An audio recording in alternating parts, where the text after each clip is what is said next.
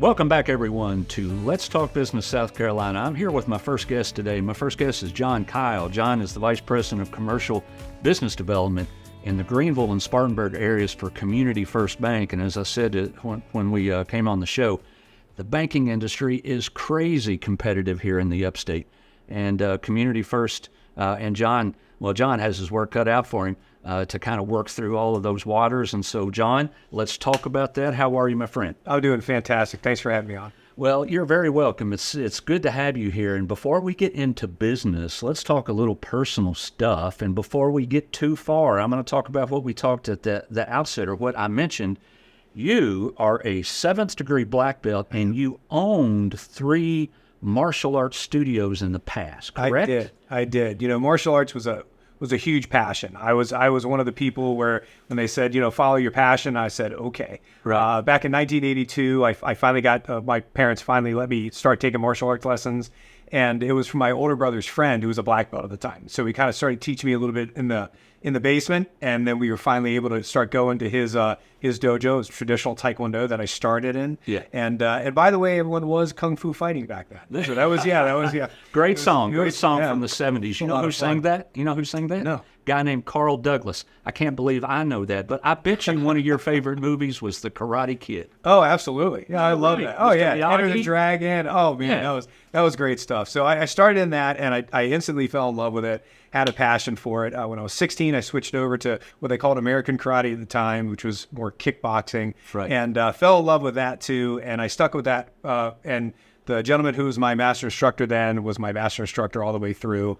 He was a great guy from D.C. I grew up just outside of D.C. in Maryland, and I just loved it. And I knew when I was 16 years old that's what I was going to do for the rest of my life. Obviously, that held true for the most part. Right. And I ended up won some good championships. But really, what I loved was teaching and developing people and getting involved in the community and owning and operating martial arts schools that became the passion. Tell me something, and then we're going to get on to business, folks. But can you do what Mr. Miyagi did and catch a fly with chopsticks? Absolutely. Can you? Yeah. Okay, Yeah. good. But I charge for that. So it's I don't pretty blame you. expensive. I would charge for that as I well. don't think I can do that. I would charge for it as well. One more personal thing before we do get into business, though. You have been around a lot, and you have not been in your present job for too terribly long. Correct. You've been several places. Where born and raised, and tell me about that. Born and raised in Maryland, and I grew up in a very small town it was a small town surrounded by big towns. It was called Garrett Park. And so Rockville, Bethesda, just outside Washington, D.C. So it was a Washington metropolitan area. I grew up there, and then I was offered a position to teach martial arts in Hawaii, on the big island of Hawaii. And so I, of course, jumped at that, which, for you and I, we understand the younger generation may not know who Magnum P.I. was. But man, I thought I was going to be like Magnum P.I. and girls in bikinis, and Right. And the big island was not like that. But it was fun, and that's where I opened up my first martial arts school, and it was great. It was there for almost a decade. But recently, I've been here in the Greenville market for about a little over 3 months, and my wife and I just moved in from Colorado Springs, Colorado. Colorado Springs is beautiful. I've been there a time or two, but Greenville is beautiful too. It is, absolutely. Having a great time so far. Well, welcome to the upstate. Let's talk some business. Okay. So, as I mentioned, the banking industry in the upstate is crazy, crazy competitive. It is. Around 40 banks or so. I haven't checked it in a while, but there for a while it was between 38 and 42 banks, depending on when mergers were occurring. That's right. And so now Community First, which I love the name, Community First, the community, the first word, Community First, it's great. Mm-hmm. And I think it really describes you all pretty well. But how does a small bank make some ripples in this huge ocean of competitiveness? I think that's a fantastic question. If you look at just about every industry that you have, you're going to have an immense amount of competition now. If you have a hair salon, if you are a handyman, if you have a construction company, if you're an auto dealer, there's competition everywhere. And I think it really boils down to a couple of things. Number one is you have to offer value and invite engagement. And that's one of the things that we'll do, and we'll talk about that later. And the other thing is by getting involved in the community, and if you look at Greenville in particular, it's such an active market with the business community. You look at what the chamber is doing and how engaged everybody is with the chamber and other networking events and the growth that's been happening here. And there's a lot of energy, there's a lot of synergy, and there's a lot of involvement on people's part. They want to be involved. And I think if you just tap into that, that can help set you apart. So we've developed programs to help small business owners, because that's what we do.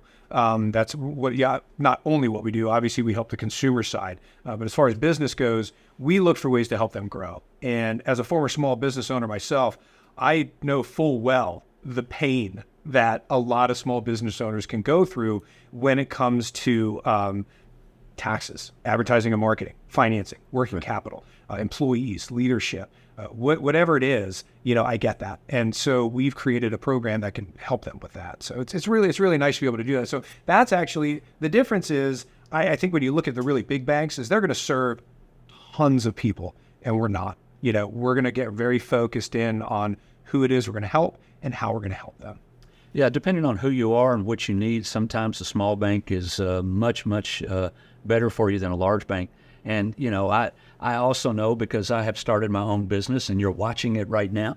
And so I have had a lot of those questions that you just talked about. But tell me a little bit more about it. You said you started a program for small business owners. If I remember right, you got something coming up here fairly soon where small business folks are going to get together. Let's hear about that. So on November 8th, on Wednesday, we are doing what is called a business owner roundtable event. And it's a fun event, and it's for just that. It's for business owners to come together. And what we do is, when they walk through the door, we have them fill out a piece of paper. It's all anonymous, and they put down their biggest problem that they're facing, which, again, it could be anything that has to do with business. And so what they do is they throw it in a basket, and then we get everybody sort of in groups around the tables, and we pull out the first problem. We say, okay, guys, here's the first problem. We read it out, and we say, first off, we want to hear from the people who have actually dealt with this and overcome this problem. We'd love to hear what you did to overcome this issue. And then it's about ideas, and it's about throwing those solutions out, the possibilities. And then the business owner who, sometimes they don't always want to be known, for what the problem was. Sometimes they just want to really remain anonymous. So other times they really don't care. But it gives them the ability to say, oh, that's a good idea. Oh, I didn't even think about taking that approach. I never considered reaching out for help in that area to solve this issue. And so now you're talking about solutions. And it's so easy for business owners to just totally, we're human beings, right? So we can focus in on the negative, and we can focus in on what the problem is and start to really feel beat down or helpless, or, boy, this is going to take me so long to get out of this. But when you get surrounded by other people who are really from different industries but still facing the same issues, and everybody's talking about solutions, you start to really get lifted up. And I don't care who you are, as a business owner or a business leader, you need that emotional support and that motivation really to be able to push you through, because sometimes that's what you can take the actions. But if you get that type of support from a really good mastermind group, it can push you through just faster. And then that's what we're looking to create. Have you had this meeting before? I've done this before, yeah, in but not here. Not here, no. So you brought this with you. Yes, absolutely. Yeah. How are you going about reaching out to small business folks? So we're doing it methodically. We're knocking on doors. We're posting things on social media. Obviously, we're calling our customers too. That's our we're going to reach out to them first and invite them. And then it's going to chamber events and other events and letting people know about it, talking to small business owners. So it's very organic. And not everybody's open to it, and I know as a small business owner, sometimes we're like, no, I can do this myself. Right. And there's a certain pride that comes with that, and that's great. But then others are like, no, I want to learn. Right. And so that's who we're tapping into, and those are the ones that experience the most growth too. Once again, when is it?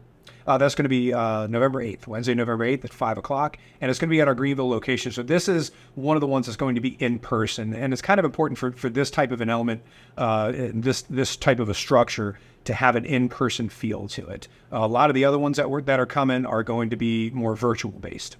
And then that way we can host people from everywhere. Right.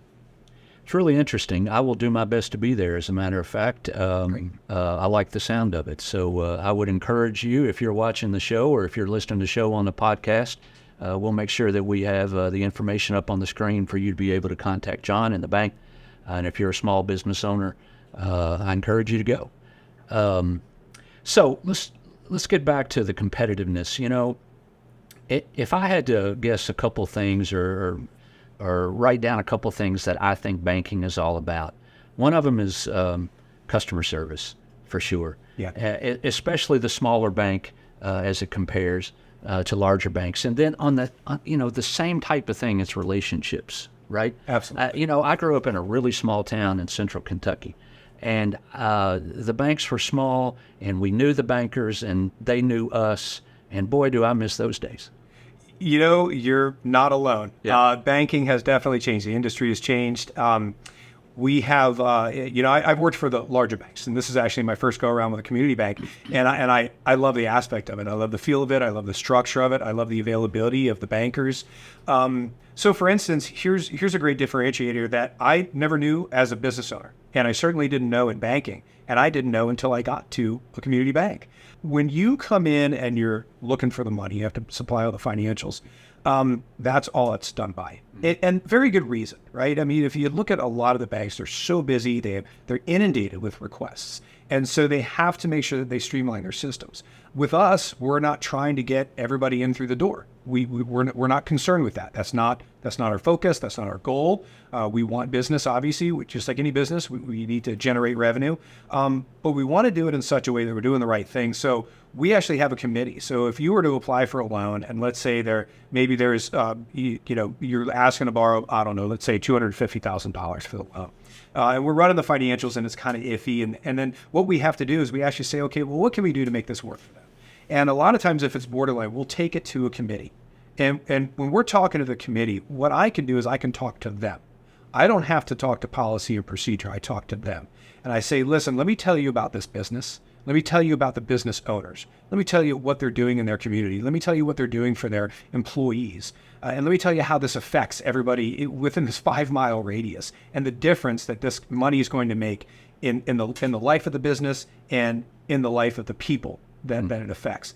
And so sometimes there's things that we could do. Maybe we drop it down, but there's always some way to be able to move it forward most of the time. And what I'm doing in those instances, and the bankers, our commercial bankers are doing in those instances, is they're talking to the hearts. And you can see sometimes where the heads are going to start going, okay, this makes sense, not on just a financial aspect, but it makes sense. And so this is what we need to do. This is what's right for the community. And so it's not 100% every single time, but a lot of the times it is. And you don't have that opportunity for a banker to really fight for you. And then that's where, as you said, when the banker gets to know you, they get to know you, they get to know your past, they get to know how you run your business, how you interact with your customers. They know about you and what you're doing in the community. We can take that information and go back and discuss that. And that can be a differentiator to make sure that we're going to be able to get you the working capital that you need, where you wouldn't be able to do that in another institution. So a quick tangent, we're talking about small banks and knowing each other, right? In 1980, I think it was 1980, I was in 8th grade in a small town, like 3 stoplights, right? And that morning, walked to school 2 miles away, uphill both ways, right? And, my mom said something was after school, and she goes, oh, I forgot to take out money. Just drop by the bank and tell Mary to give you some, right? So when school was over, I just went by the bank, and I went in, and I knew Miss Mary, and I said, Miss Mary, Mom said for you to give me some money. And, of course, Miss Mary gave me money and took it out of Mom's account. Now, that can't happen today, but that's the kind of small-town customer service that I like. And, of course, it has its equal in today's world. And let's talk about that for a minute more. We talked about something, and you mentioned that as an example of relationships, or you were talking to someone who wanted a loan, and you kind of talked them out of a loan. I did. Once you understood the circumstances. Right. Because it wasn't what was best for them, right? That's right. I think it's easy for people who are in a sales position to say, okay, well, you want to borrow money. I need to get the deal done. I need to hit my numbers because my boss is breathing down my neck. And so I'm going to get this done. We take a different approach. And I know I take a different approach. I'm going to sit with them. I'm going to talk with them. I'm going to take them out to lunch. I'm going to take them out to coffee. I'm going to go to their office. I'm going to sit down and I'm going to talk to them. I'm going to ask a lot of questions. So for instance, in the case that you're talking about, the customer wanted to borrow approximately $100,000 and they wanted to do more advertising and marketing.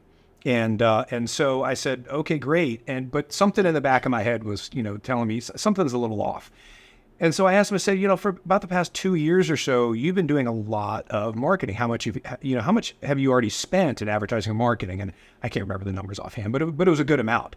And they still weren't generating the revenue that they wanted to.